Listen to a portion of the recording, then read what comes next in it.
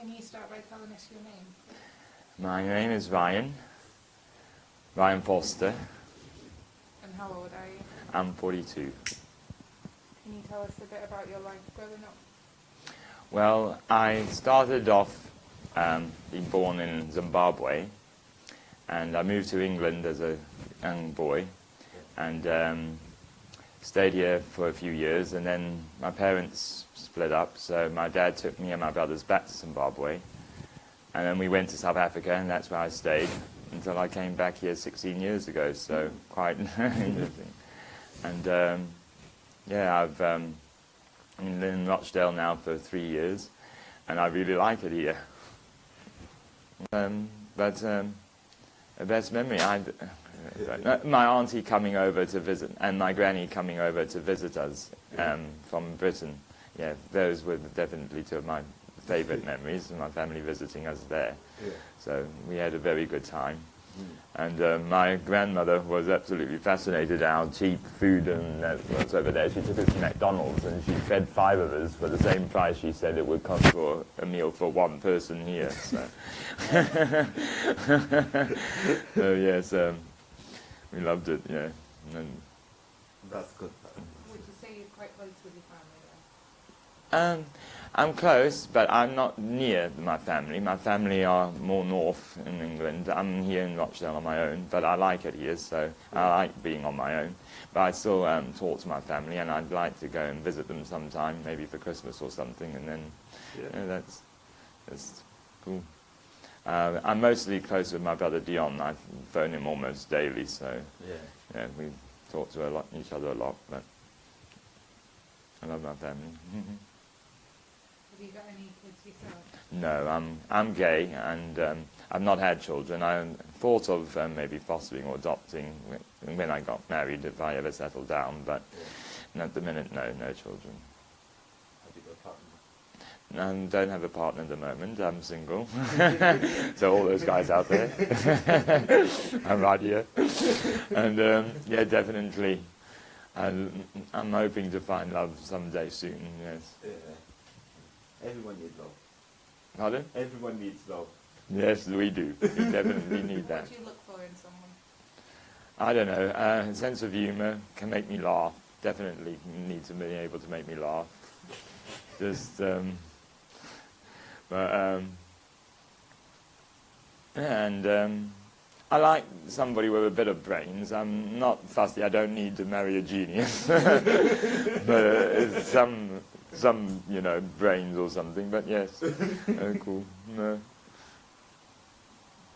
I went to school in Africa, and I didn't do too well at school, I'll be honest. I was a bit lazy, like a lot of people, but no, I was really lazy, and but I finished my schooling. I finished it over there. I got what they call a matric, standard 10, but I didn't get one that gave me the exemption to go to university, unfortunately. It works slightly different. I don't know how different it works over here. Here you do A-levels and you go to university. Yeah. South Africa, you do complete schooling, and it's the equivalent of ASs, which is the first year of A-levels, or it used to be anyway. And then you go straight to university. If you got an exemption, you got different grades. Like here, you got the higher tier, and you got intermediate tier and foundation tier. You've got the higher grade, standard grade, and lower grade back home. And anyway, so because I knew my dad couldn't afford to send me to university, and I didn't think of things like bursaries, and anyway, I didn't get to go, so that was a pity. I wanted to study medicine, though. Medicine was what I wanted to do. Since being in the UK, I've considered going to university to study biomedical sciences, possibly, but it's getting the A-levels first, and money too, so just, Open university? I just did the first year.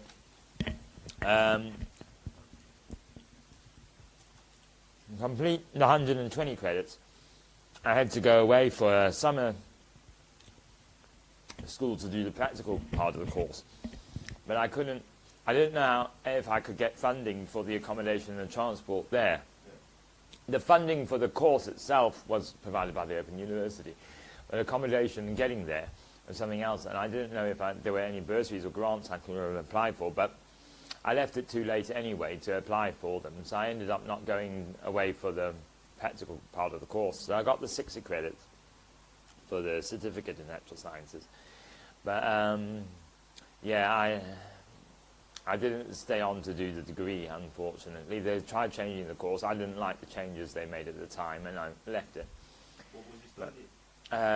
So natural sciences. I wanted a Bachelor of Science in Natural Sciences, and that's what I was aiming for. What is that? It's all science, really. It just covers most of them. And it's to do, well, if you went for a pure science, that would be something like just physics or just chemistry or just biology, and it would be like mechanics and that sort of thing, heat, electricity, etc. That would just be physics. But in natural sciences, you cover more than just the one science. You're not doing the pure science. They try to cover every kind, so geology, physics, pure physics, chemistry, astrology, or astronomy, not astrology. Astrology is reading charts and star signs and that sort of thing. Astronomy is the physical universe, how big holes form and distance between stars and that sort of thing, calculating that and trying to find planets with life. That's astronomy. Astrology is doing things like star signs and predicting futures and reading the planet alignment and that sort of thing and trying to decide whether that was good luck or bad luck or that sort of thing. That's astrology. So yeah, astronomy, geography. They had a whole host. There were 8 different books, and they all covered different aspects of science and nature and that sort of thing. So, but when I wanted to continue with the course, they had decided to, instead of covering the whole lot, they decided to try to fix it. So they have the physics side of it, astronomy, physics, light and its properties and that sort of thing, and one thing or whatever. Chemistry and organic and inorganic chemistry, and maybe like medicine or something.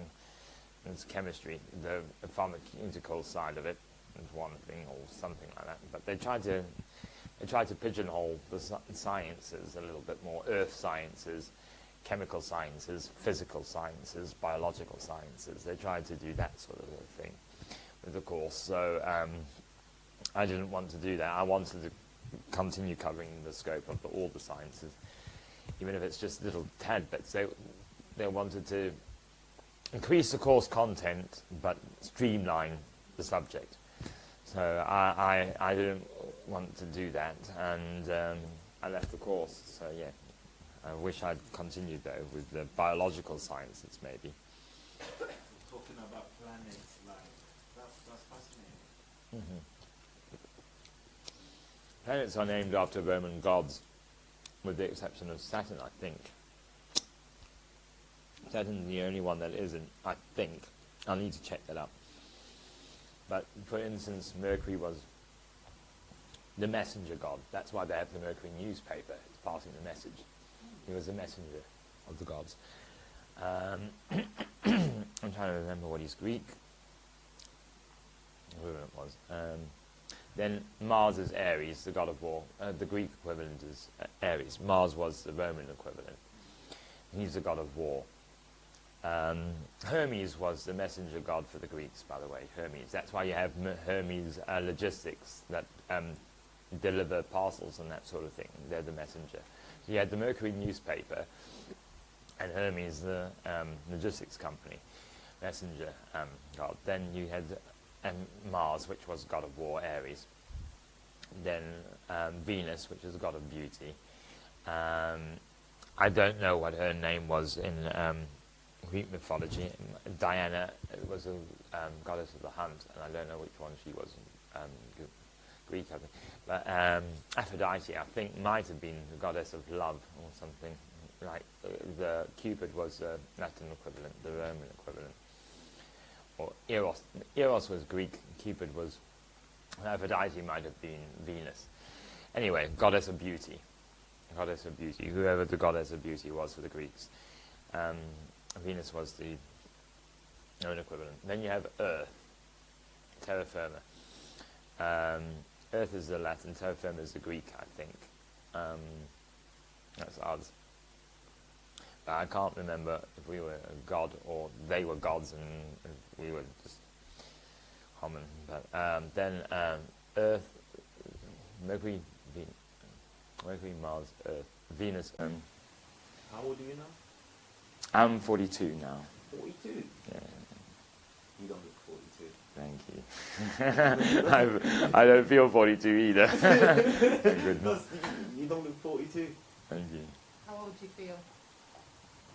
22. Most of the time, I want to be 22 anyway. Tell us a bit about your sort of a normal day for you. Well, a normal day for me, I'm not working at the moment, Yeah. so I don't do much. I just visit my friends, sit around watching a lot of telly. Charmed, I love Charmed. And Law and Order, yeah, definitely. I believe in magic, I love magic, but I also believe in God, really. So Yeah. I believe he's a very magical person. I believe miracles are a kind of magic. So Yeah. yes, and I do go to church occasionally when I can get there, but with the COVID on now, there aren't many churches that are open, unfortunately. So that's sad, but yeah, I'm looking forward to going back to church again. And It's good to be spiritual. excuse me. So yes, yeah, it is very good to be spiritual, to believe in something out there, you know, that you can, an ideal you can look up to or Yeah. work towards or something like that, to make us better people. There's always room for improvement, but yes. Perfect one, yeah. I don't know, I like it. So What age did you start using drugs? I started using drugs a bit late in life. I didn't use drugs. I thought drugs were for mugs growing up. It wasn't something that I did. Yeah. I tried a little bit of weed here and there to show off to the lads and that sort of thing, but it wasn't anything like taking drugs or anything. So being Christian and that sort of thing, I thought it would be wrong to take drugs, etc. Did you grow up in a Christian family? We were God believing. We believe in God. My dad didn't go to church very often, but he'd pray sometimes, and I always felt that his prayers were answered. So we struggled for money a little bit, to be honest, and when things got really tough, he'd sometimes pray for help, and then somebody would turn up and say, yes, here's a couple of quid or something, or he'd get a tax back check or something, so through the post or something. So yeah, we believe, but yes, that was cool. So you start using cannabis? So, well, no, I didn't, actually. My first true experience of drugs was crack and heroin. Yeah, it was the first time I ever had them, Class A's. I admit that it was injecting it. I injected it the first time I ever had it, and it was amazing, I tell you what. I really enjoyed it. So I didn't have them again for a while, but I kept thinking about how I'd like to try it again. So I did try it again. And that's how I got into drugs, really. I've not had many drugs. I've had some ecstasy. I wanted to try other drugs, but I just didn't know who to get it from or where to go to get it. So, yeah. How did you get introduced into drugs? Well, I chose to take them. I knew somebody who took them and asked him if he'd give me some. And he said, have you had them before? And I said, yes, I had them before. But you lied. Yeah, it was naughty of me to tell him that. Now I know that because of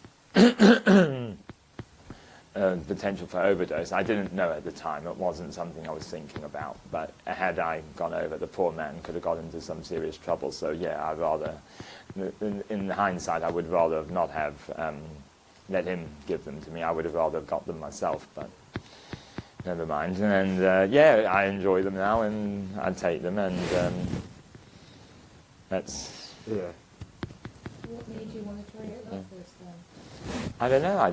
I don't know what possessed me to try it. I just thought, I'm 30 years old. I've not done a lot of things in my life that I wanted to do, and I don't know. And trying drugs wasn't the first thing that jumped in my head, but I thought I'd like to give them a try, just see what they're like. And I like to know what something is, you see. If I'm going to talk to somebody about something, I like to know what I'm talking about. And yeah, well, it was interesting.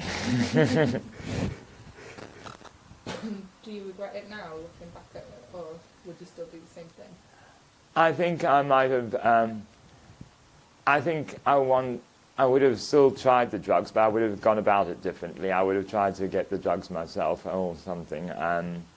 Maybe different, I would have tried more different types of drugs. I might still do. And yes, I don't, sometimes I regret it when I'm battling and I'm struggling to get the money together to get some heroin and that sort of thing. I regret it then, but no, I don't think I regret it too much, and I don't think I'd have changed much. No, I still tried them. Yeah. How do you support your habit? Begging sometimes, friends, get borrows, etc., from friends, etc. Unfortunately, nobody ticks me.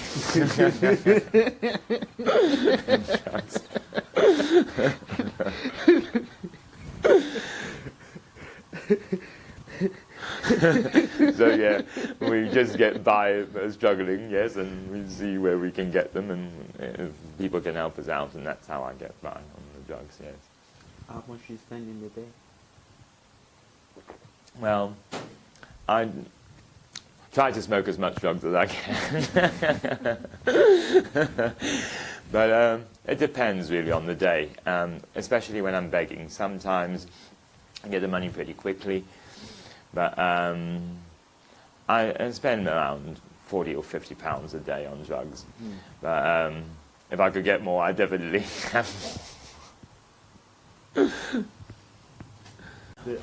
My mom knows about the drugs. She was a bit disappointed that I take them, to be fair. Her not taking drugs. Most of my family are not happy about me taking drugs. They've accepted that I've chosen to take drugs, and they've accepted that I like them. But at first they were a little bit unkeen on me taking them. They would rather I had stopped. But yeah, they've accepted it now, and I'm happy for me to do what I'm doing. And it just, if I go up there, I won't take drugs with me. I wouldn't take drugs while I'm up there with my family. So it's just out of respect for them and not taking drugs. So, yeah. Do you need heroin every day? Yeah. Yes. Talk to me about it. Often If you don't have heroin, I have a small habit. I don't have a as they call a raging habit. I've got a small habit. So I do get uncomfortable. It's very uncomfortable. Your muscles ache. You get quite painful. You get restless. You can't sit still. You don't concentrate very well. You can, if you have a larger habit, get hot, cold sweats. You feel very hot, and then you're very cold. And you're sweating. Even when you're cold, you're sweating. You get cramps, quite painful cramping, nausea, you can't eat, you really can't sleep, and yeah, you feel like you're going a bit crazy if you don't have the drug. So it drives people to do crime, unfortunately. It can lead to that. I'm fortunate in that I've only ever managed... I've shoplifted a couple of times, I will be honest, with a couple of friends I've shoplifted, but it wasn't my thing. And I'd rather go out and ask for change, or pay for it when I get money from friends or family or whatever, benefits. So that's how I support my habit. But yeah, it can get really bad. You can, even with lack of sleep, with sleep deprivation, you can start hallucinating, etc. Like you saw on Train Spotting. Did you ever watch that movie? Yeah. That guy with the baby on the ceiling and that sort of thing. That's very real. That's a very real picture of what it's like to withdraw from heroin. So yeah. Have you worked before? I've had jobs. When I first came to this country, I've been diagnosed as mentally ill, so I'm on benefits. I'm off work on the sick. But when I first came to the country, I hadn't a diagnosis here. So I was on job seekers at the time, and I had to look for work. It was a requirement for job seekers, and I'd go for interviews and that sort of thing, and sometimes I get the jobs. But I have worked. I just find with my mental health issues that I don't concentrate well at work. I struggle multitasking. I have to be told how to do something over, even a simple task over again. Yeah. And it was so frustrating. And then there'd be days where at the time I wasn't using drugs. I've only ever worked once while taking drugs. And that was at Ha Ha Bar and Grill as a glass collector. But yeah, all my jobs, I had 14 jobs in a few years working for agencies and that sort of thing, because it's not easy getting work, and I don't keep work very well, so I don't keep jobs very well because of my mental health problems. So yeah, I was in and out of work for a while until they decided I was actually mentally ill and I could be put on the sick, and that's when I started claiming income support, incapacity benefits, and the rest, the benefits that you get for being ill. So, and I've been doing that for a few years, since about 2008, 2007, 2008, I've been on the sick. But I did work once, like I said, in 2009. I actually tried going self-employed as a big issue then. I was such a stickler for not cheating benefits that I thought I'll come off my benefits, register for working tax credits, sell the big issue, make money from selling the big issue sales and that sort of thing. I get working tax credits of about £100 a week because of my mental health problems. I was on the sick, so I was getting nearly £100 a week working tax credits. My earnings and that sort of thing. But when the big issue thing wasn't working out, I stopped being self-employed because you had to register as self-employed and that for that to happen. But to make money from the big issue, if you want to claim it as work, you know what I mean. So I went to work at Ha Ha Bar and Grill as a glass collector, like I said, but I was using at the time, and it interfered with work a bit, and my depression as well. I suffer from bipolar, and I have moods. Sometimes I can do everything. I can go to college, I can go to university, I can do anything I like. I can attend every appointment, I don't miss anything. And then I'll go, because I don't take my medication properly, I suddenly become ill, and then I can't do anything. I can't get out of bed, I can't concentrate, I can't attend appointments, I'm not able to do anything at all. So yeah, Ha Bar and Grill, I was working there, but I didn't stay there very long, and then I went back on the sick again. So when you was working, did the drug affect? Yeah, it affected work, especially when you're rattling. If you got to get to, so I always had to make sure I had the drugs before going to work. Otherwise, I couldn't work when I was ill, sick, rattling. You just can't concentrate. You can't. Their policies a chance to work. This changing every 5 years. If it were to happen like that, Conservative Labour. That just changes policies every 5 minutes, and then I don't know if that's a good thing or a bad thing, but I personally would rather give somebody's policies like on NHS, whether or not they should privatise, or whether or not they should stay national, or whether or not they should have a wage increase or whatever. I believe keeping people in power for at least a couple of terms, give them at least two. Maybe three, but three if their plans are a little bit out there and they need the whole country to like convert to their way of thinking, so maybe 3 terms. But yeah, I believe that they should give the policies a chance. So when if they do change from Conservative to Labour, at least let the Conservative policies that were. All right, so yeah. Personally, I think we should stay in the EU anyway. Yes, that's cool. I wanted Churchill starting the European Union. Yeah. I know about the United Nations, and there was NATO before that. I think it was. NATO. There was something before United Nations. It became the United Nations later, but it started off as just the 5, France, Britain. Yeah. They were the original 5.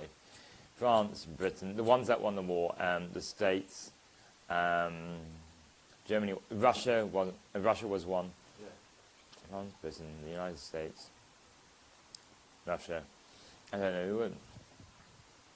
Anyway, there were 5 of them originally, and they were trying to improve the peace amongst people and that sort of thing. Then they became the United Nations. United Nations. When other nations wanted to join in, they wanted to join in not only for peace but for other things like humanitarian aid and that sort of thing. So things like UNICEF. UNICEF. Yeah, and Children and Education Fund. Children in need. Is that what UNICEF stand? United Nations, International Children and Education Fund, Child and Education Fund, or something like that. That's UNICEF, and there were a few others, like the World Health Organization and that sort of thing. That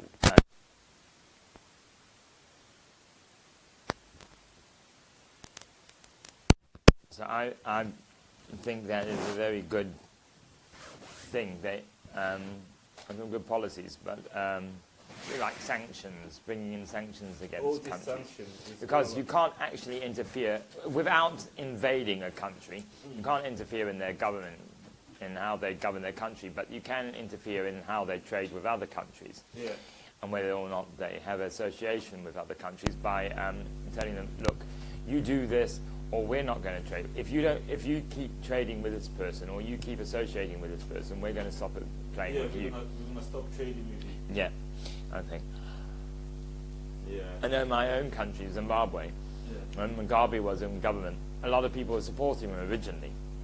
And when he was, a lot of people supported Mugabe to start with, because he wanted black rights, etc. Yeah. But when they started doing like reverse apartheid, but with government interference kind of thing, so the government was actually enforcing farmers give up their farms to the blacks for land, so they could do subsistence farming instead of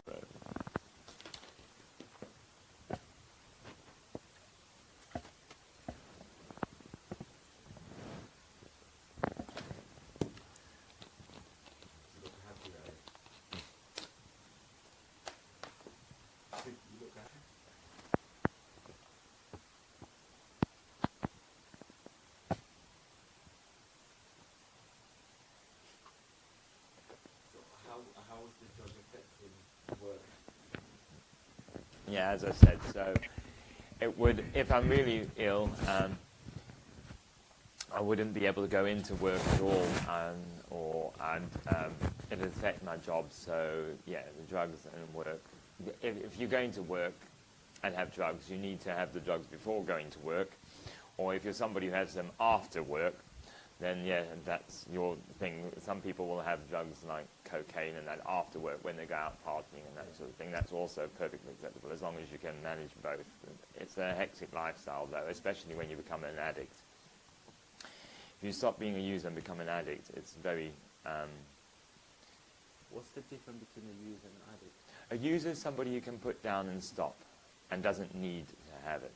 They're not constantly obsessing about the drug. They can go out to the pub, they can have a few pints, go in the back, have a few lines of Coke, and have the Coke, do whatever they're doing. And then the next day when they wake up, they're not obsessing about Coke. Oh, I need a hit, I need a line, I need some Coke. They're not thinking that. They get up, they go to work, they come home, they do their thing. If there's Coke there, they'll have some. If there's no Coke there, they won't. They won't be thinking, oh, I've got to get a line, I've got to try and get myself, I've got to get high, or something like that. That's the difference between addiction and using.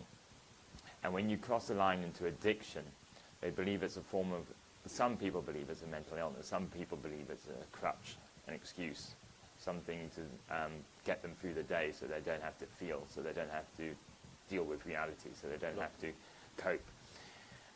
That's what they believe. But other people are believing it's mental illness, and the psychiatric world is starting to believe this as well. They're starting to treat it as a mental illness and not just as an excuse for people to take drugs. But yes, once you become an addict, abstinence is about the only option you can really go with in many cases. It's very, very rare an addict will suddenly become just somebody who uses. If I'm a heroin addict, I don't know if I'm a crack addict. If I were to stop the heroin, I don't know that I would be obsessing about the crack cocaine all the time. So I'd need to have it. Whereas with, I'd be able to take it and leave it. I'd be able to have it or not have it as I want to. But with the heroin, it's because of the withdrawal symptoms that I find that I struggle to get off of that. But I thought I had an addictive personality, but I don't actually. Otherwise, I'd be gambling, I'd be drinking, I'd be doing other things. That's an addictive personality, a person who needs to do something compulsively and almost obsessively. Whereas somebody who's just a user is able to function outside of that, outside of the alcohol. They don't need a drink in order to be able to go to their appointments. They don't need a drink in order to be able to have a shower or wash or feel good about themselves or something like that. They don't need it for their confidence. So that's it's just a very sad reality that when you become an addict, you need it in order to feel yourself. Without it, you don't feel like you're yourself. And that's why it becomes an obsession. That's why it becomes so obsessive, because you need it in order to feel like you're yourself, like the person you are. Do you think you depend on drugs? I have times. I think I've got a personality where I could take them or leave them. I choose to take them. I enjoy taking them. I want to take them. But if I really put my mind to it, I could walk away from them and leave them alone. But that's what addicts say to themselves. It's a form of denial, really, that I can do it. So when I'm taking the drug, I'm happy taking the drug. If I choose to, I could stop taking it. I think I almost thought of myself there as a user kind of person, but I think I've just shown some traits of a real addict there. So yeah, we just have to... but yeah. Where do you see yourself in 5 years' time? Oh, I don't know. Oh, I want to be rich and famous. I want to be rubbing shoulders with the likes of Justin Bieber and Pink and not Saturn, Rochdale. I love Rochdale. I'll come back, I promise, to visit. But yeah, I want to be... I don't know. I want to... If I were going to be a famous person, I want to be a singer. But I think I could be more comic than a singer, actually. Yeah. I have some people like my voice, and some people think I sound like nails on a blackboard. Can you sing? So, pardon? Can you sing? I think I could have been a better singer. I think I could have been. What kind of music do you like? I like all sorts of music. Classical music was my thing. I wanted to be an opera singer, although now I don't sing with a vibrator much anymore. I wanted to be an opera singer, but I started taking opera lessons, and from an old singer, Enslaved. He was quite well known, apparently, in his younger years, in his 30s and that, on the Italian stage and that sort of thing. He was an Italian opera singer, him and his wife both. And he was in his 80s when I met him, but his voice was still fantastic. But he was a good inspiration, and he was training me. But unfortunately, I couldn't keep up the lessons. I couldn't afford to keep them up. And with my smoking, he told me I needed to stop smoking if I wanted him to continue teaching me. But yeah, I couldn't stop smoking, and yeah, I couldn't afford the lessons, and one thing led to another. I stopped. So, but yeah, a comedian maybe. Can you hear you singing?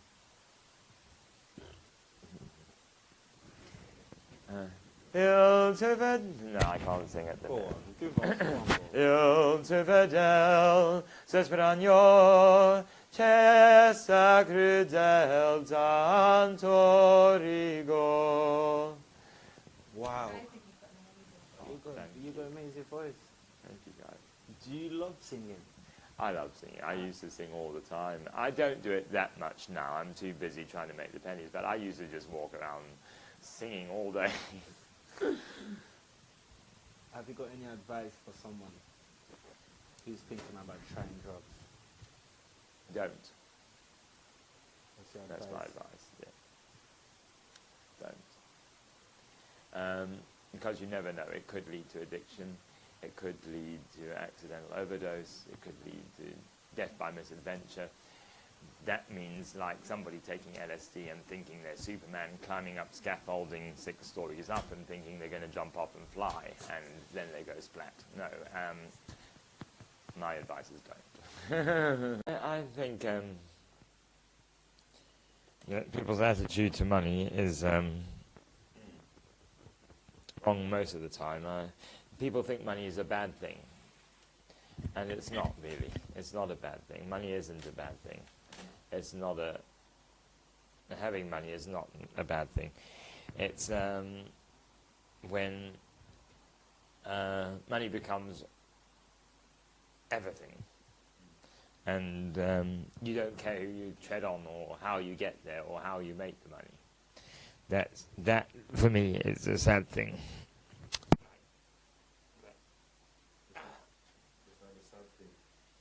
I mean, like, I don't know. If you're not bothered about how you get the money, just as long as you get the money, then yeah. But yeah, I'd like to have more money. I can tell you that. I'd like to be a millionaire. I definitely wouldn't mind being a billionaire. I certainly could do with that. Oh, I'd be sunning myself on my yacht in Morocco. Definitely. I'd be sipping pina coladas surrounded by hot men. I wouldn't be working, I can tell you that. The only work I'll be having is fun.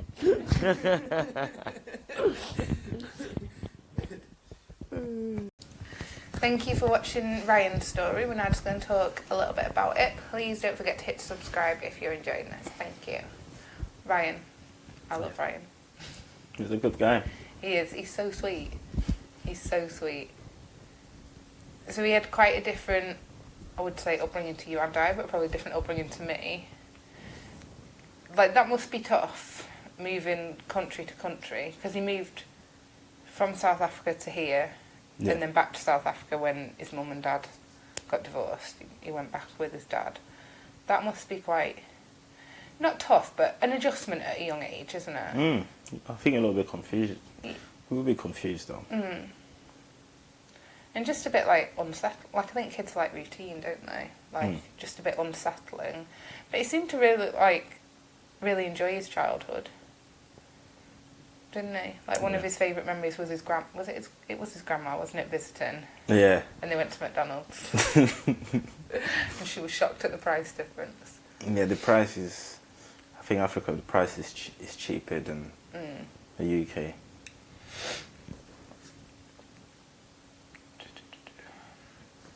So he's now living in Rochdale on his own.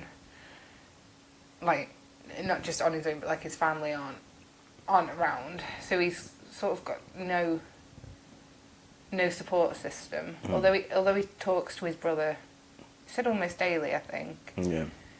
He's not got that like support right round him. How do you think that? That's the hardest part. If you don't have no support and you're not looking to stop smoking, there's no hope for you. Bless you. Thank you. I just need to go. It's because I rubbed my eyes after stroking the cat. Okay. One of his biggest regrets seems to be the not going to university. He went to Open University. I thought he wanted to. Yeah, he was doing it online. Didn't he? Yeah, but he didn't complete it. No, he didn't complete it, but yeah. Because he's so smart. He's smart. Like, he knows everything. Well, obviously doesn't know everything, but he definitely knows a lot of he knows a lot. When he's talking about the planets and stuff, I was like, I was clueless. I'm thinking, oh, wow. Just agreeing with what he's saying. Yeah, because when you see him, he begs to get money, you know. But I think that, like, hopefully this episode will help break some of those stereotypes of people thinking that people that take drugs or beg or whatever are just common, like, they've dropped out of school, they don't know nothing, they're not smart, they're dumb, they've wasted their life. Like, he's so smart. like, if you put him in a room with a lot of other, like, like people that are high up in companies or whatever, Yeah. like, I would hazard a guess he would be smarter Yeah, yeah, yeah. than most of them. No most doubt. of them. No doubt. And, like, I think that's important to make people aware that... And I think someone like that, he does not have the direction in life. There's no one's trying to show him the right way. You know, he's there by himself. And he got some mental health issues as well. He has got... when he was describing why he finds it difficult to work, Yeah. it's like, I can't concentrate, I need to be shown the same task over and over again. Yeah. It's just like, this is me at work every day. I need to be shown stuff over and over again. I can't concentrate. This is literally me at work. I've worked there like 13 years and I'm still like, where's this? Where do we keep this? Someone asked me the other day to show how to wrap the spinal kit and I was like, don't ask me. I'm not a feminist. But yeah, like, I get what you mean. But I just disagree slightly. Like, Go on, tell me. I just don't think lack of guidance is enough of a reason. I think it's lack of guidance. If you don't know your potential, you know, if you don't know what you're capable Which of. is fine when you're a kid, but as a full-grown adult, I don't, like... Some adults don't. No, they don't, but then I don't think that you can put that on lack of guidance from others. I think that's lack of guidance, like, almost from yourself. Like, you're at the age where you can research stuff yourself, where you know I stuff think yourself. Ryan's very smart. If he had good people around him. I think he'd reach his potential. Yeah, yeah. It's very smart. So, that's what I'm saying. He does not have no guidance. I just think as a full-grown adult, you shouldn't... that shouldn't be a thing. Yeah, but he's a full-grown adult with problem. He's got mental health problems, yeah. And the drug addiction. And he got mental health and the with the drugs. And the drugs, so... It's hard. If he had someone to show him, like, to guide him, to make him believe in himself, I think You think he'd reach? Yeah. But I think, like, it is important to show people like this, to try and break that stereotype down. 100%. I didn't even know half of the planet, the moon. I didn't have no clue. It was like... I'm thinking like, okay, I was like, wow. Alright, Ryan. He's smart. So prior to the crack and heroin, all he's tried was a little bit of weed here and there to impress his friends. Had no drug experience whatsoever. And then literally the first thing he tried was crack and heroin. And I think, and a rare one for the people we've been talking to so far, wasn't pressured into it. No. No peer pressure.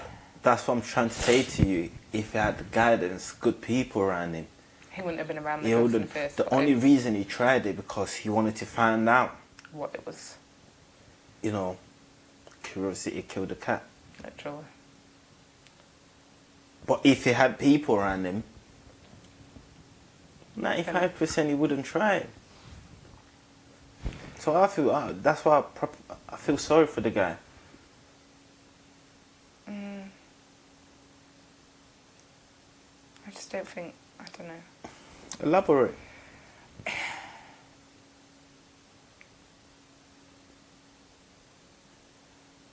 Are we silent now?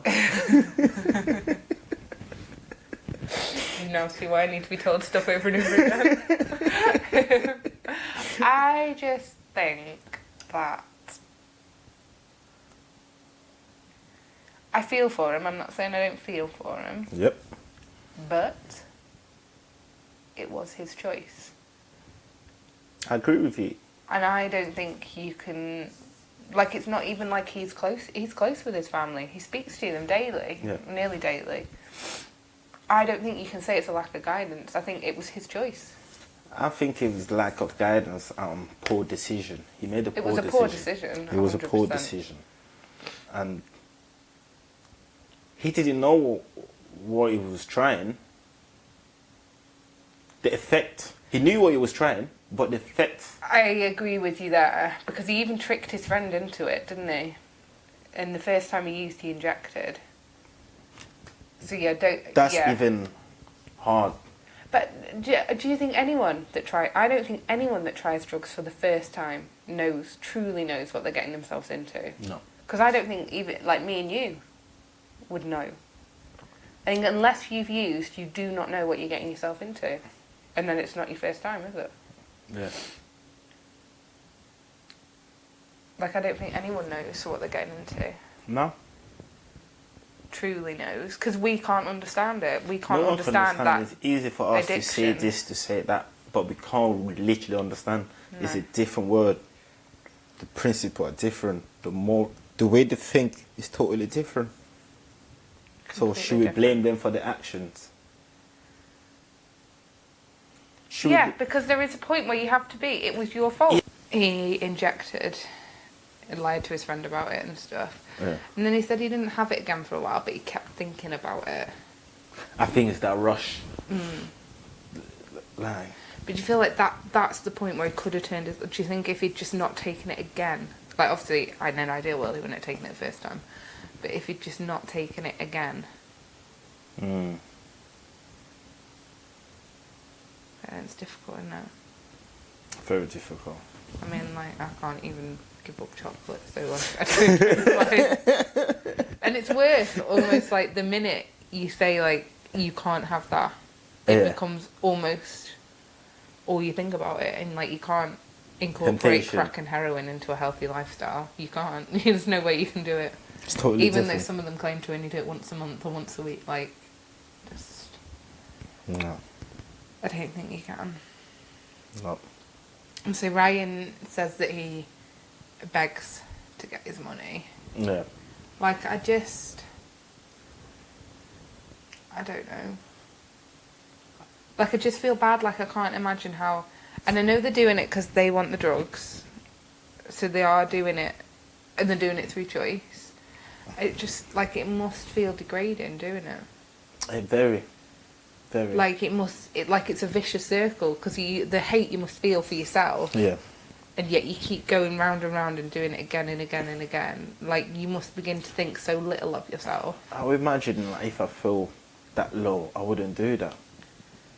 Like, I just can't even imagine needing anything that bad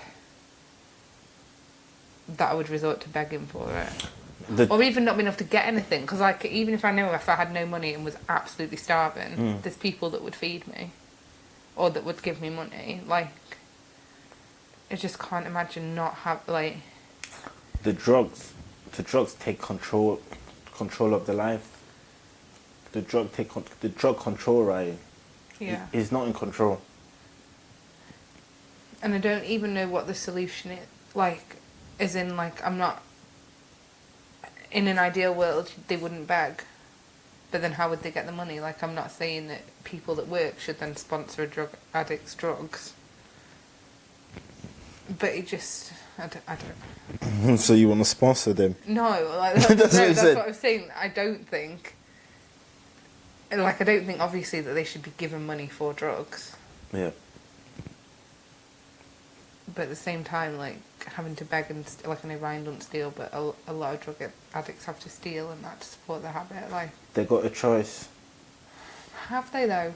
They haven't. They haven't, because they're addicted. They haven't got that choice. They have a choice. It's not like, oh, shall I go out and beg today because I want a new dress? Mm. Like, it's something they need for their body to function. Yeah.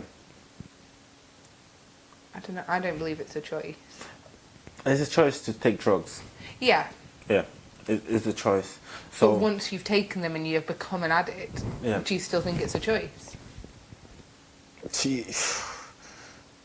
No, I don't think it's a no. I don't But know. how do you stop it? How do you stop? I guess in an ideal world you prevent, don't you? Prevention is always better than cure. That's what I'm saying. The old generation, you know. But It- there must be a way, like, I don't want to give up the on a old whole generation- generation. How are you gonna help? Like there must be a There's way. some of them literally tell you, I don't want to change. I don't want to stop smoking. I love smoking. How can you change something? But is that because they're so worried what their life would be like without that? Yeah. Because imagine, like, I'm not saying everyone, all addicts, but a lot of those addicts, they haven't got their family no more. All their other friends are users. Yeah. Their living conditions are probably, if they've got them, if they're not homeless, are probably far from ideal. Yeah. Like somewhere that maybe necessarily me or you probably wouldn't want to sleep or stay or spend time. They've got no jobs. Without the drugs, what is there to their life? Nothing. Exactly. Like, surely, in a way, I mean, I've got no experience and I don't want to sound like Kevin Jr., but in a way, that almost sounds worse than prison. Because at least in prison you have that hope that you're going to get out and you've got your friends and your family out there. Yeah. Like, imagine living every day in somewhere that's far from ideal living conditions, or homeless, no job, no money, without the drugs to numb that. Like, I can see why a lot of them don't want to get off them. What have they got? What have they got to get off them for? Exactly, that's what I'm saying. They give up. If someone. But can you blame them for giving up? I don't blame them. I don't blame them. But they should not. They should not put on other people. No. Put the problem to other people. You know, they made that poor decision. How about the family that watching them Watching their destroying themselves and they can't even help? Because how can you help? You can't. If my brother was on drugs, there's nothing I can help but standing next to him, watching him destroying himself. What can I do? I can't do nothing. There's literally nothing you can do. There's nothing that you can do. Even if you've got all the money in the world and you pay No, you for can't. rehab, whatever, there's nothing you can do to help if they don't want it. No. So But how do you make people want to get better? You can't. you can't. That's what I'm saying. So it's all about prevention. Yeah, that's. I keep saying the old generation is hopeless. Oh my goodness. I don't mean the apart from- old generation now. I mean like the old generation's addicts. You know. But apart from trying to raise awareness, do you think there's anything else that can be done to prevent? No. No. What do you think about sort of like, as parents, is there anything, like the only thing I can think of is watching who your kid's hanging out with, but then as a teenager the last thing you want to be told is who and what you can say. That's the isn't it? worst. That's the worst thing a parent can tell their kids. Do not Not hang out with them. Do not hang up. That's going to be their new best friend. Yeah. In your face. Screw you, Mum. I know best. So, your But on kids a serious note, do you think there's anything as parents no, you can because your kid's gonna know about drugs. They're gonna go to school. They're gonna have friends. You know. do you think parents need to almost, you know how you'd have the sex talk? Yeah. You yeah. you yes. think you almost need to... Educate them about it. Yeah.